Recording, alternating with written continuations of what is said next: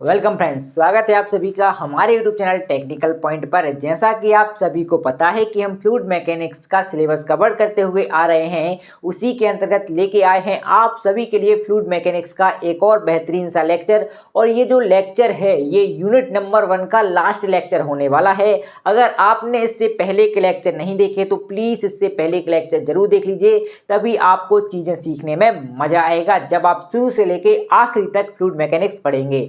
आज अपन पढ़ने वाले हैं पास्कल के नियम के बारे में कि जो पास्कल भाई साहब थे इनने क्या नियम दिया था, है ना। तो ये जो नियम है ये आपके लिए बहुत ज़्यादा इंपॉर्टेंट है, क्योंकि ये जो नियम है ये आपसे इंटरव्यूज में पूछा जा सकता है। जितने भी आपके हाइड्रोलिक सिस्टम होते हैं ये पास्कल के नियम पे वर्क करते हैं। तो चलिए समझते हैं पास्कल के नियम को। सबसे पहले आपको यहाँ पे इस डायग्राम को समझना है, उसके बाद आप सीधी इसकी थ्योरी लिखेंगे, है ना। अब पहले जो चीज़ मैं आपको समझा रहा हूँ वो चीज़ आपको समझनी पड़ेगी। अगर आप ये चीज़ नहीं समझेंगे तो आपको इसकी थ्योरी भी समझ में नहीं आएगी। और मैं आपको बता दूं कि आपको ये डायग्राम बनाने की कोई भी आवश्यकता नहीं है, ये मैंने आपको समझाने के लिए यहाँ पे बनाया है ना। अब यहाँ पे क्या है, मान लीजिए अपने पास कोई कंटेनर है और इस कंटेनर में कोई फ्लूइड भरा हुआ है। हम मान लेते हैं कि इस कंटेनर में पानी भरा हुआ है। जो आपका कंटेनर है ये बंद कंटेनर है, कहीं से खुला नहीं है मान लेते हैं, है ना। अब आप क्या कर रहे हैं, इस कंटेनर में रखे हुए पानी पर प्रेशर अप्लाई कर रहे हैं। आप 2 न्यूटन पर मीटर का प्रेशर अप्लाई कर रहे हैं किस पे, इस पानी पे। तो आपको लगेगा कि जो हम प्रेशर अप्लाई कर रहे हैं इतनी जगह में अप्लाई कर रहे हैं, प्रेशर कर रहे हैं कि नहीं कर रहे हैं, बताइए। हम पिस्टन के द्वारा इतनी जगह में प्रेशर अप्लाई कर रहे हैं। तो ऐसा नहीं होता है।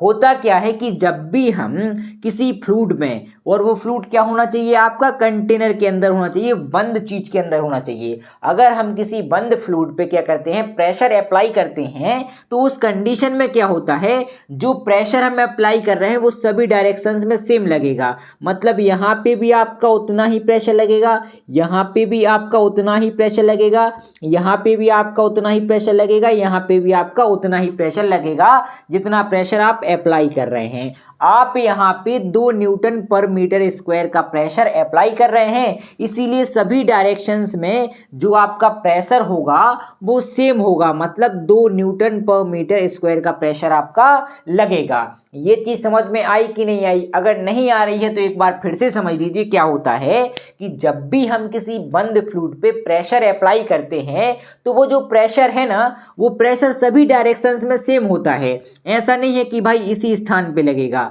ऐसा बिल्कुल भी नहीं है। जो आप प्रेशर अप्लाई कर रहे हैं वो फ्लूइड की सभी डायरेक्शंस में क्या होगा, सेम होगा। यही आपका पास्कल का नियम है। चलिए इसकी थ्योरी को भी देख लेते हैं। अब उम्मीद कर रहा हूं कि इतनी चीज तो आपको समझ में आ गई होगी। चलिए इसके अब क्या देखते हैं, थ्योरी देखते हैं। पास्कल का नियम यह कहता है कि जब किसी एनक्लोज्ड फ्लूइड में, एनक्लोज्ड मतलब कि बंद फ्लूइड है, आपके पास कोई कंटेनर है, कंटेनर के अंदर आपका फ्लूइड भरा हुआ है और कंटेनर क्या है, आपका बंद है ना। एनक्लोज्ड फ्लूइड में किसी एक स्थान पर प्रेशर डाला जाता है तो वह प्रेशर फ्लूइड के सभी हिस्सों और कंटेनर की दीवारों के में समान रूप से ट्रांसमिट होता है। ये चीज समझ में आई कि नहीं आई? यहाँ पे सभी डायरेक्शंस में आपका क्या लगेगा, प्रेशर लगेगा। ये आपका क्या होता है, पास्कल्स लॉ होता है। यहाँ पे आपको एक चीज और लिखनी पड़ेगी कि सभी डायरेक्शंस में समान रूप से ट्रांसमिट होता है, दीवारों में सभी डायरेक्शंस में, है ना। सभी दिशाओं में, सभी दिशाओं में, सभी दिशाओं में, है ना। अब आप लिख सकते हैं इसकी डेफिनेशन को कि पास्कल का नियम कहता है कि जब किसी बंद फ्लूइड में, एनक्लोज्ड का मतलब होता है बंद, बंद फ्लूइड में किसी एक स्थान पे हम प्रेशर अप्लाई करते हैं तो वह प्रेशर फ्लूइड के सभी हिस्सों और कंटेनर की दीवारों में समान रूप से सभी दिशाओं में क्या होता है, ट्रांसमिट होता है। ये आपका क्या है मेरे भाई, यही आपका पास्कल का नियम है। ये आपको जरूर लिखना है कि सभी डायरेक्शंस में सेम लगेगा, है ना। यहाँ पे जितनी भी आपकी डायरेक्शंस हैं, इस डायरेक्शन में भी आपका उतना ही प्रेशर होगा, इस डायरेक्शन में भी उतना ही प्रेशर होगा, इस डायरेक्शन में भी आपका उतना ही प्रेशर होगा। ये आपका पास्कल का नियम है। ये चीज़ समझ में आई कि नहीं आई? आ गई होगी यार, आ जानी चाहिए ये चीज़, है ना। ये आपको ज़रूर लिखना है कि सभी दिशाओं में समान रूप से ट्रांसमिट होता है। एक बार फिर से देख लीजिए कि पास्कल का नियम यह कहता है कि जब किसी बंद फ्लूइड में किसी एक स्थान पर प्रेशर डाला जाता है तो वह प्रेशर फ्लूइड के सभी हिस्सों और कंटेनर की दीवारों में सभी दिशाओं में समान रूप से ट्रांसमिट होता है ना। सभी दिशाओं में आपको ज़रूर लिखना है ना। ये चीज़ क्लियर हो गई होगी। पास्कल का नियम इतना सही है और ये नियम आपको बड़े अच्छे तरीके से समझ में आ गया होगा। चलिए अब बढ़ते हैं अपन आगे और वहाँ पे देखते हैं हाइड्रोलिक प्रेस के बारे में कि हाइड्रोलिक प्रेस क्या होती है। दोस्तों अब समझते हैं अपन हाइड्रोलिक प्रेस के बारे में। जैसा कि मैंने आपसे कहा था कि जितने भी अपने पास हाइड्रोलिक सिस्टम होते हैं ये पास्कल के नियम पे वर्क करते हैं। ये आपसे ऑब्जेक्टिव में पूछा जा सकता है कि अपने जो हाइड्रोलिक प्रेस होती है ये किसके सिद्धांत या किसके प्रिंसिपल पे वर्क करती है। तो आपको बताना पड़ेगा कि जो हाइड्रोलिक प्रेस होती है ये पास्कल के नियम पर कार्य करती है। एक बार फिर से ध्यान से सुन लीजिए कि हाइड्रोलिक प्रेस एक ऐसी मशीन है जो पास्कल के नियम पर कार्य करती है। इसका उपयोग कम फोर्स लगाकर अधिक वेट को उठाने के लिए किया जाता है।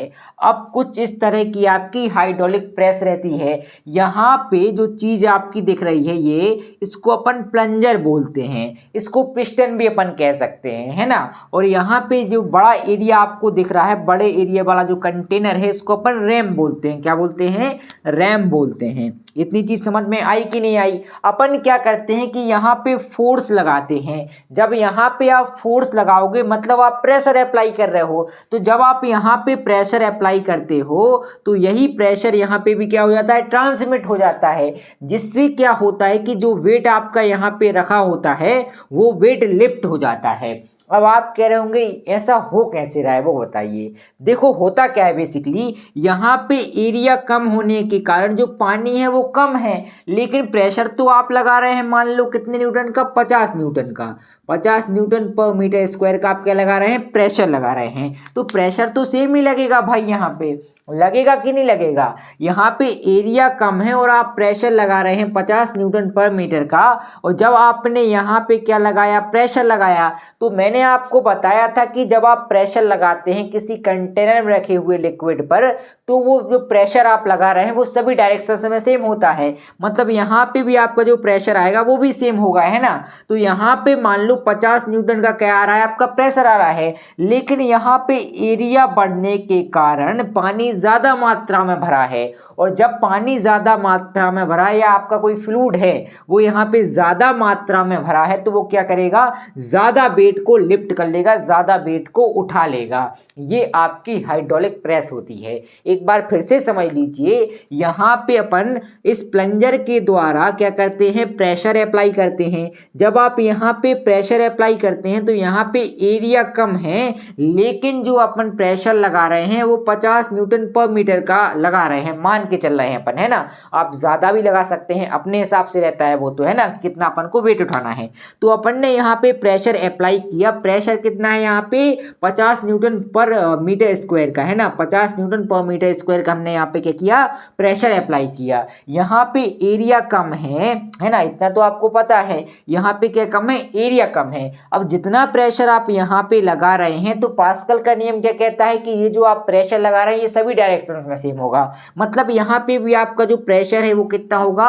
50 न्यूटन पर मीटर स्क्वायर होगा। लेकिन यहाँ पे एरिया ज्यादा होने के कारण यहाँ पे ज्यादा फ्लूइड आपका होता है ना। जब आपका एरिया बढ़ जाएगा तो आपका फ्लूइड भी यहाँ पे ज्यादा होगा। तो ये आपका जो फ्लूइड है ये ज्यादा होने के कारण क्या कर रहा है? वेट को उठा रहा है, वेट को लिफ्ट कर रहा है। ये आपकी हाइड्रोलिक प्रेस होती है। उम्मीद करता हूं कि इतनी चीज आपको समझ में आ गई होगी। इसी के साथ आपकी हाइड्रोलिक प्रेस यहाँ पर होती है समाप्त और आपका जो फर्स्ट यूनिट है वो होता है यहाँ पर समाप्त। उम्मीद करता हूँ कि आज का लेक्चर आपको बड़े अच्छे तरीके से समझ में आ गया होगा कि पास्कल का नियम क्या था और हाइड्रोलिक प्रेस क्या थी। इसी के साथ आपका फर्स्ट यूनिट की समाप्ति मैं यहाँ पे कर देता हूँ और मिलते हैं नेक्स्ट लेक्चर में। वहाँ पे अपन पढ़ेंगे सेकेंड यूनिट के बारे में। बड़ा ही इंटरेस्टिंग सा सेकेंड यूनिट है। और आज की चीज़ें अगर क्लियर हैं तो प्लीज़ कमेंट में थम्स अप जरूर कर देना, क्योंकि आप लोग कमेंट करते नहीं है तो मज़ा नहीं आता। कमेंट जरूर करना, है ना।